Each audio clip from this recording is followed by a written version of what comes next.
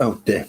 Great way to start the broadcast, that, isn't it? Just coughing straight down the mic. Sorry, everybody. Good morning, good evening, good afternoon. I don't know where people turn up for this. But we have Combat Patrol Issue 25. I don't know why I'm so excited for a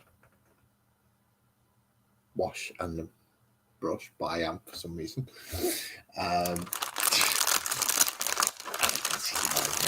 You already started in the chat. Thank you very much. So let's take this one out of the bag. I've got to remember that the camera's in a different position tonight. It's usually over there slightly. But this time it's over there, so I can't remember that. So 25, issue 25, Combat Patrol. We get a medium base, but it's actually quite a long bristled. See if I can actually check and get it in there. See, it's actually quite a long bristled brush. That's quite nice, and it's a synthetic shade, medium, free. It's a brush. It's useful. What's the tip like? Looks all right. Looks good enough to be a wash brush anyway. And we get the shade color, the color of all colors, the wash of all washes, to hide everything if you're using. You don't need I shade, then you use null oil. Null oil is just like the god of all washes. And one wash that I don't have a red wash. I've got reds now, but I don't have a red wash until now. Now I have what's this one? Caribou Crimson. Good evening, Beak. How are you doing, man? How are you doing? I hope I've not pulled you away from your friends on Battlefield or from the missus. What the heck was it? Oh, that was a drop pod. That was a drop pod. It's okay. It's a drop pod. So we've had paintbrush, Caribou Crimson, and null oil. So those are the two new things he's got. So he's going to give us painting tutorials now of what we've got to do on.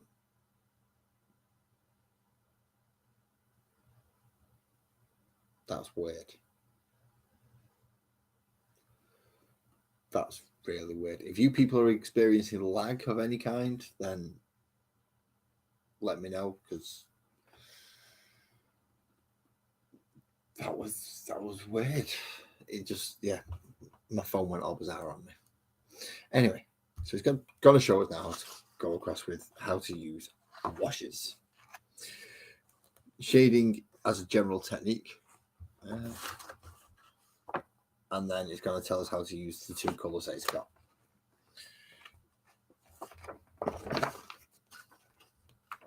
So, how to use shading.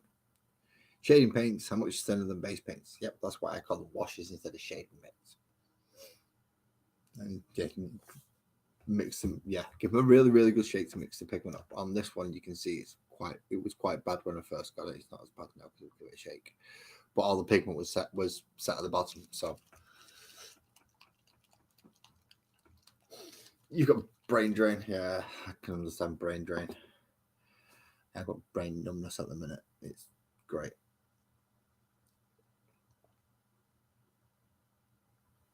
So yeah, the cold washes, the very, very, very thin down paints, but with a controlled medium. It's not just water.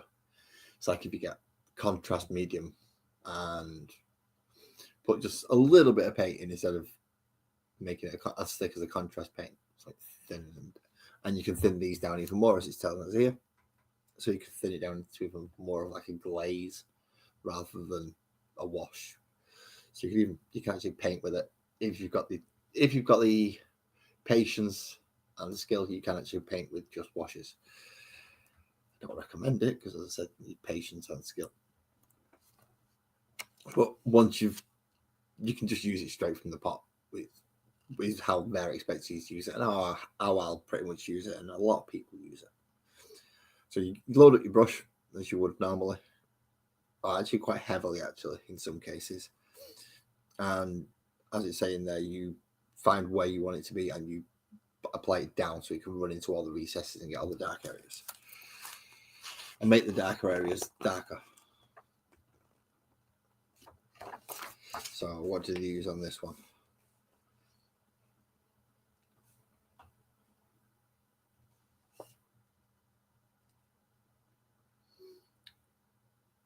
So yeah, apply a quick and consistent coat all over it. And then you go back and clean up anything thereafter where you've gone over any edges. I'm not sure what purple they've used there, or what pink wash they've used there. If they've given us one, please let me know.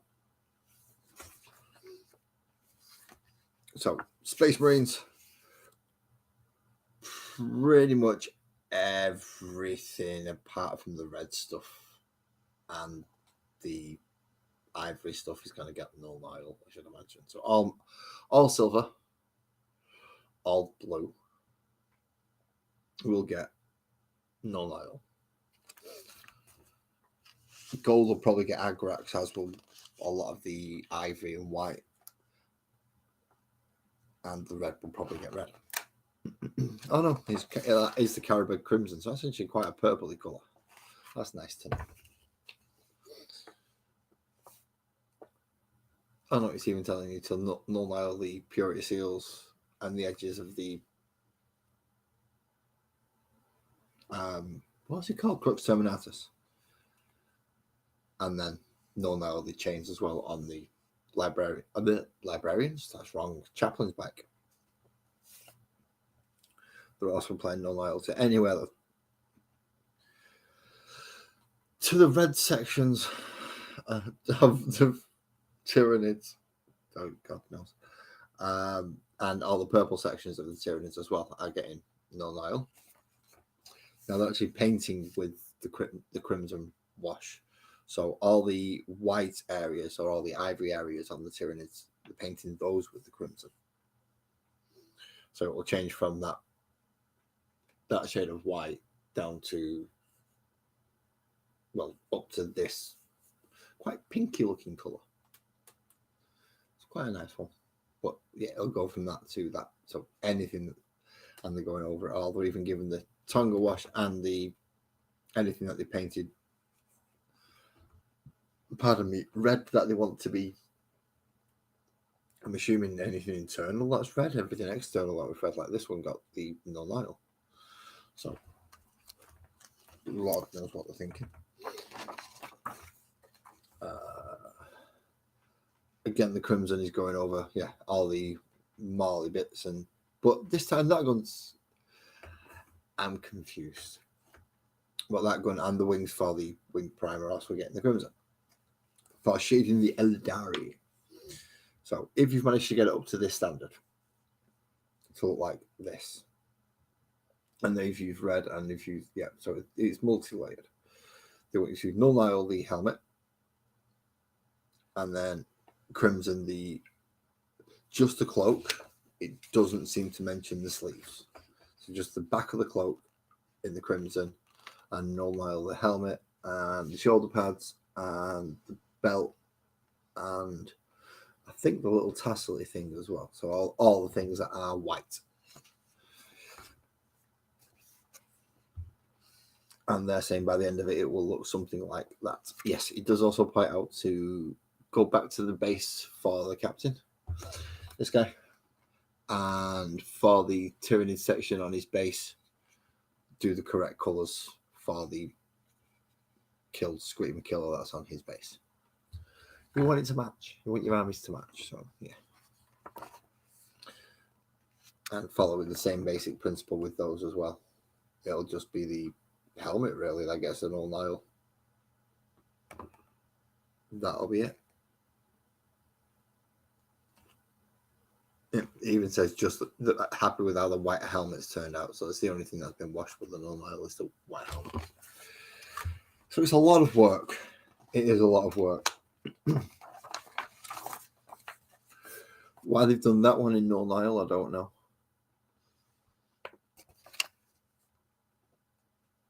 And you've used a few different variants on. I'm not sure if you used null nihil on the wings for the Parasite of Mortrex there.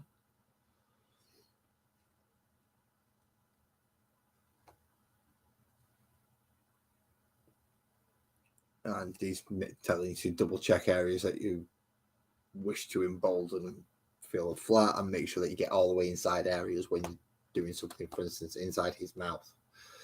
I know it's particular pain and you can see it, so making sure you get the paint in there and the wash in there as well does help.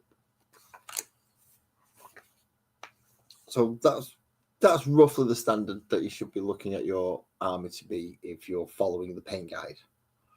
And it doesn't look bad, in fairness. It doesn't look bad at all. From there, it wouldn't require much of a cleanup, just to lighten them skin tones a little bit. A dry brush with a mid-tone, and then a lighter dry brush with a highlighted mid-tone, and pretty much up to the same standard that I've got mine at. So yeah, that's not far away from how I've got mine at the tabletop standard. So nice, not at all. They are going to tell you about some of the craft building here. For instance, this one is the Siam Han, which is the red one. That's the one they're going to make you paint. Yeah, that's the red one, which is them. So if you are following this, pardon me, I didn't mean to do that. It's not coming out. If you are following for this Eldari faction, or it's kind of like the chapters for Space Marines and Chaos Space Marines and the Hive Fleets for Tyranids and the Orc clans for the Orcs. Rules follow X, Y, Z because of law reasons, and these red ones are Sam. You would have to buy the full Eldar Codex to get the full rules play other ones. It also goes into, if you're reading it, into some of the Eldar culture. So the ancient culture and Wild Rider clans. Also, it will cover the Eldar Pantheon. Now, I don't know much about the Eldar Pantheon. So I'm actually going to read the little blue bit at the bottom for a change rather than all this bit. So those who remain. After the fall, only 2 of the original Pantheon survived. Cain, the bloody-handed god, and Sigarak, the laughing god. Cain went into battle against the new god Slaanesh. Slaanesh struck Cain down and smote him into fragments. Vanquished but not totally destroyed, these fragments of Cain still live on at the hearts of many of his avatars. Okay. While Cain fought against Slaanesh, Sigarak made his escape into the webway and hid deep inside its secret roots and labyrinthine tunnels. There he bides his time, plotting his revenge against the Chaos Gods that have wronged him and his people. However, rumor has it that he leaves his sanctuary from time to time to walk disguised amongst his followers, the Harlequins. So there's only 2 left. The rest of them all got killed when Slaanesh came about.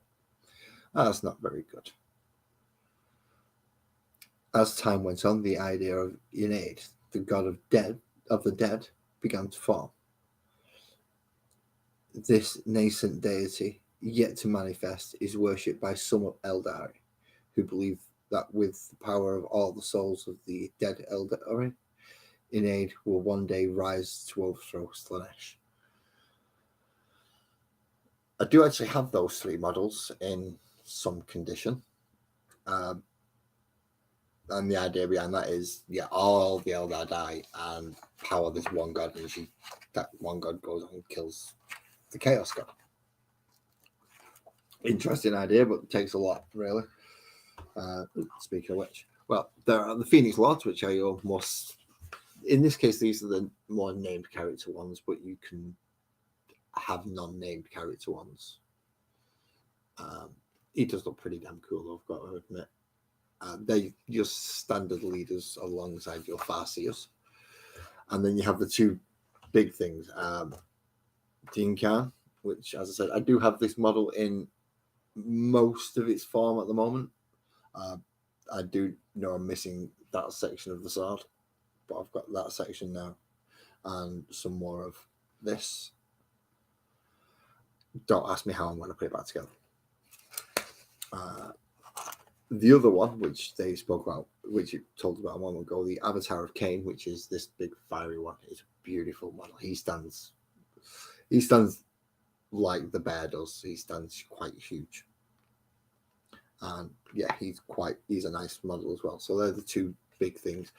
If you field this one, you've got to take a certain set of rules from the rule book. But if you don't field any of those three, and you just want to field that one on a normal army, then that one can go in with just some of the normal rules. It's great. Faction abilities. Tyranid faction abilities. So we know about the Oath of Moment for the Space Marines, which is you get to pick a target and during your command phase, and anything shooting at that target from your army or anything that targets that target gets to reroll hit rolls, I believe. It may change with FAQs and erratas. I don't know specifically. But as far as what is hit rolls, you get to reroll, which is great. Rerolling hit rolls is awesome. Tyranids, however, get synapse. So the Tyranids are directed by a higher intelligence that flows throughout the entire force, eclipsing the will of and the direction of each individual Tyranid. This intelligence is called the hive mind, and it is formed of a collective consciousness of Tyranid species. The will of the hive mind is relayed to the Tyranid troops on the front line through the mind's leader beasts, which are often referred to as synapse creatures. As the hive mind's will flows across an army, those closest to the leader beasts are bolstered, becoming even more resilient. Even as their fellow Tyranids are mowed down by hails of deadly gunfire, those that are closest to the synapse creature will hold their ground, undaunted by the horrors of war. So to represent that, while Tyranid unit in your army is within 6 inches of one or more friendly synapse models, that Tyranid unit is said to be within synapse range of those models and your army. Each time a Tyranid unit from your army takes a battle shock test, if it is within synapse range of your army, take the test on 3d6 instead of 2. So very hard to battle shock them within synapse range. So yeah, if a 1 and a 5 in this case when they roll, because they rolled 3d6, if you would have got the 1 and then a 4 failed, 1 and a 5 still failed, 1, 4 and 5 passed completely because they're within synapse range of the... Right, okay, that's easy enough. Roll an extra dice for your battle shock test for if you're in 6 inches. Ooh, Shadow of the Warp. So you get 2 of them. 2. Shadow of the Warp. As a Tyranid hive fleet approaches, it emanates a strong psychic field that overwhelms warp communications and cuts entire worlds off from the immaterial. Nobody knows for certain whether this is an intentional attack or simply a byproduct of the hive mind communicating across the Tyranid force. Either way, it has proved a potent disruptor that affects all psychically attuned species who face a hive fleet massing for an attack. From the outside, worlds that rely on warp communications seem to suddenly fall into complete silence, all transmissions going dark for no apparent reason. On worlds themselves, now isolated and cut off from all exterior help, a deep psychic malice grows, gnawing at the minds of the combatants, weakening their resolve and turning their minds to bleak thoughts of the horror that is to come once battle is joined. Nice, these aren't they? Really love the creatures. So, all that boils down to, while you're playing, once per battle. So it's only once per battle. It's not even like once per battle round. It's once per entire game. In either player's command phase, if one or more units from your army with this ability is on the battlefield, you can unleash the Shadow in the Warp. When you do, each enemy unit on the battlefield must take a battle shock test. Oh, that's nice, because you could really screw him up. Because that would have to go after the order of things. So when things would recover from battle shock, it would then go after that, I'm assuming, because otherwise it would be a useless fucking ability. But you could really screw it up, so he can't claim objectives. He's got OC0. Oh, that's nice. especially if they've settled for a round where they're looking to score heavy because of objectives and placements of units and stuff. If you can take some of that off it, especially with some of the other stuff that subtracts ones and other ways that the Tyranids like to mess around with the battle shock tests. Oh, that was quite handy actually. That could work nice if timed right. Although it is only a one shot. So it's Combat Patrol tutorial for the Tyranid faction abilities. An example of start of turn 2. So we start at the beginning of turn 2. The Inferno squad has moved forward to take an objective and has been charged by the Termagants, which are here. The Terminators and Captain are positioned over an objective and are poised to score victory points. The Tyranid forces are getting ready to attack. So Terminator and Terminator Captain are there, and the Von Ryan's Leapers and the Psychophage, along with the Tyranid Prime and the Barb Gaunts, are getting ready to go do wherever they wish to go, or wherever they're going to tell us they're going to go in a second. So, oh no, it's going to come to Space Marines turn. So it's Space Marines command phase. At the start of the Space Marines command phase, the Tyranid player uses Shadow of the Warp. 2 units fail their battle shock test. The Space Marine player selects the Psychophage to be the target of the oath of the moment. At the end of the phase, only the captain is controlling an objective, so Space Marine players score 1 victory point. So the Terminators have failed their battle shock test and dropped to OC0, so they can't score. So Terminators are 1 unit that failed. And is it going to get us into the shooting phase?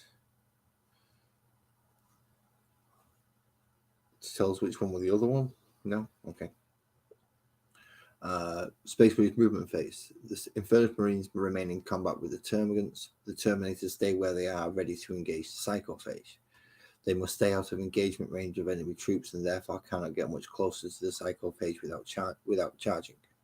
The Librarian moves to the side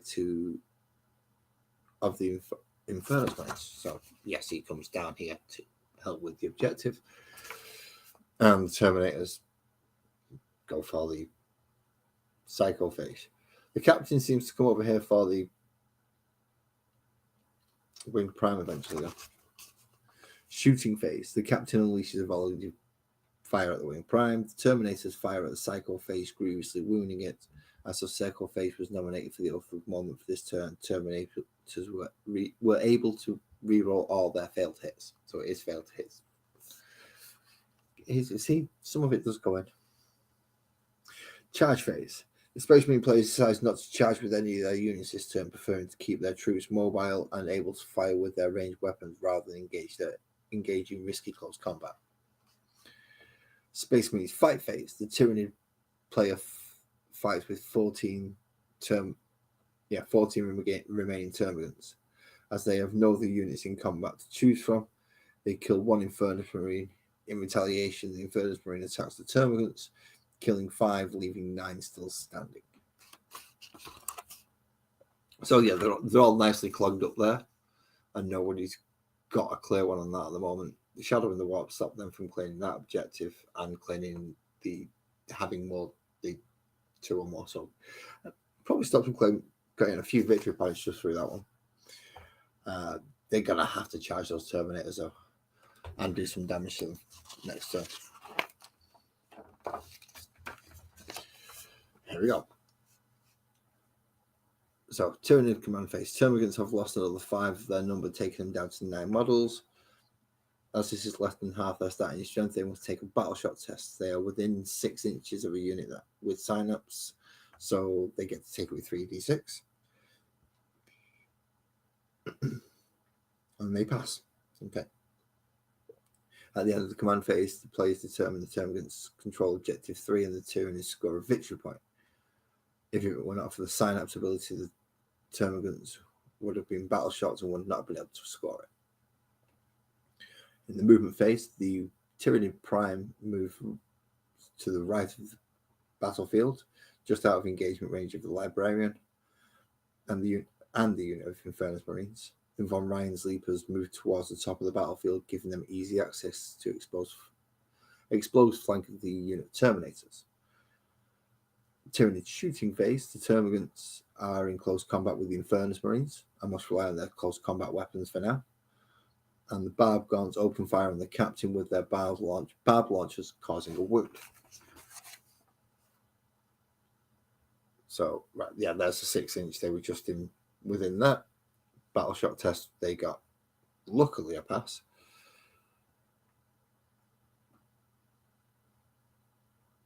I'm guessing that means this is going to charge in a minute. And the wing primers moved up from there to there. And the von Ryan's Leapers have jumped over. Then the Barb Gaunts shot him and did a wound. Not bad. Could have done better. Could have done worse. So in the charge phase, the Tyranid Prime successfully charges the Librarian. The von Ryan's Leapers successfully charge the flank of the Terminators. In the Tyranid's fight phase, no Space Marines have the fight first ability, so the Tyranid player attacks the Terminators with the von Ryan's Leapers.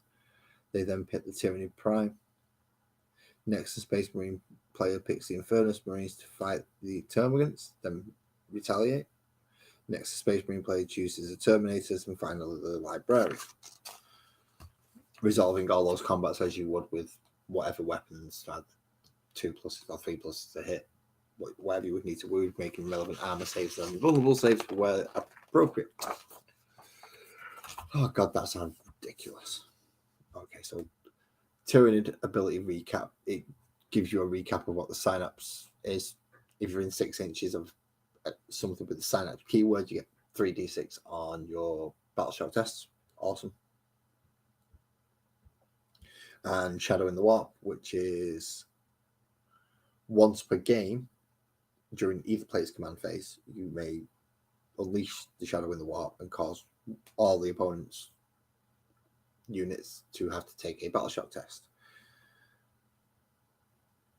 Obviously, anything with that is battle shocked will become objective control 0. However, they can't be used for stratagems as well as other effects that apply to losing your will to fight, really, because you just crap yourself. Now, as we have just had a rather short issue, because it was 2 washes of a brush. Let's be honest, it was 2 washes of a brush. It was not worth that. Maybe if you bought it direct from Games Workshop, you made a small saving. You made a very small saving, but you could probably get it cheaper if you were to buy it yourself from third-party retailers that get discounts. But that being said, the next few issues, because essentially we find out what the next 4 issues are going to be now, and they're not bad. Considering it's only £40 and what you get for it, that's not bad at all. So the next 4 issues. In the next one, in 26, we get a full Wraith Lord, which we already know. That's awesome. Already got one. Looking forward to having another one just to help finish off the army. And because of the amount of bikes I've got, it is part 1 of 3. So that's going to be the next 3. After the Wraith Lord, the 3 issues are going to be a set of 6 bikes, 6 Wind Rider bikes. So that's going to be a lot of fast attack. That's going to be a lot of fast. We're only missing, I believe it's the Dire Avengers and then the Wraiths then. And we should be hitting the Chaos stuff after that, which would be interesting. I will be putting the Eldar stuff together. I won't be putting the Chaos stuff together because I'm saving that for when we get the World Eaters, which is right at the end. Isn't that wonderful? And hey, do you want to know something? These paint ones are quite quick, but I am looking forward to another Wraith Lord, which means he's going to get Bright Lances, and yes, he's taking the Ghost Glaive. The Wind Riders,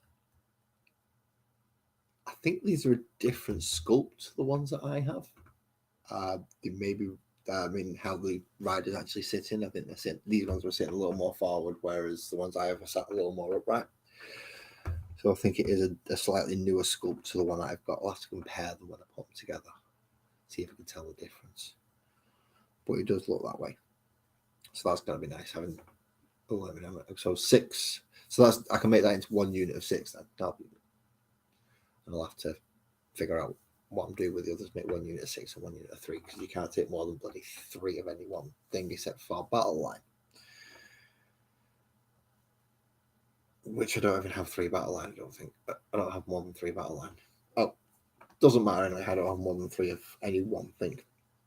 But I will have 2 Wraith Lads. And I still need to find, if anyone spots any cheap kind of, how can I put it? Yeah, if anyone's looking and happens to spot any cheap dinosaur toys, and Triceratops specifically, then let me know. That'll be awesome.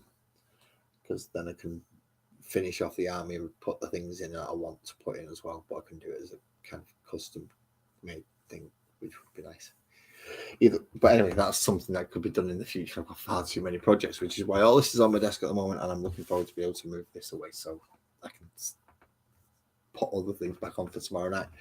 So, yeah, thank you, everybody, because without all of you watching, I wouldn't have a clue what to, I don't know, just potentially be some random guy talking on the internet. So thank you all, everyone. Ali, Buzzard, Lee, and I believe Sparkles has been watching as well. I'm not sure if she still is. But thank you all, and enjoy your evening. Drive safe, and see you later.